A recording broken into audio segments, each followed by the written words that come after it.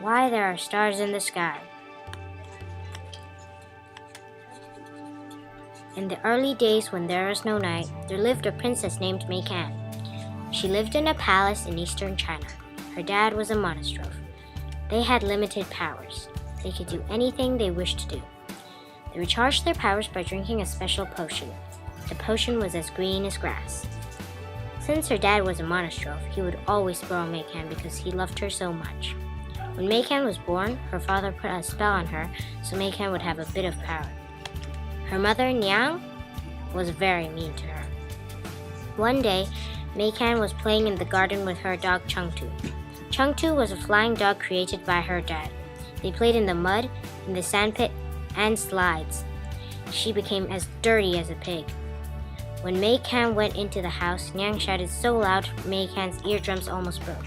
Then Niang snarled, "You filthy little pig! How could you? You know we're having guests. You'll ruin your dad's reputation. I guess I'll have to confiscate your useless dog." Maykan couldn't let her do that, so she thought of a way to stop Niang. Suddenly, she thought to herself, "It's my turn to shout." So then she shouted, "Daddy, Niang won't let me keep Chengtu." Dad came downstairs and said, "My dear wife, just let her keep her dog and come join us. Meksha is sharing lots of jokes with us. All his jokes are making my stomach hurt. He's hilarious." After a few seconds later, Meksha came into the living room. Then he proudly stated, "What's all the fuss? The king of jokes, Meksha, hasn't finished telling all his jokes." Then in a polite voice, Maykan said meekly, "Hello, Uncle Meksha. Long time no see." "Yes, long time no see. What happened to you?" Before Maykan could answer that question, Niang said, "Oh, well, she was playing in the mud, so when she came into the house, I told the servants to prepare a warm bath for her." Then Maykan thought to herself, "I know why Niang did that. It's because she doesn't want anyone to know how mean she is." After a while, they all went back into the meeting room. After a few days, Maykan started to feel too hot because the sun was always in her face.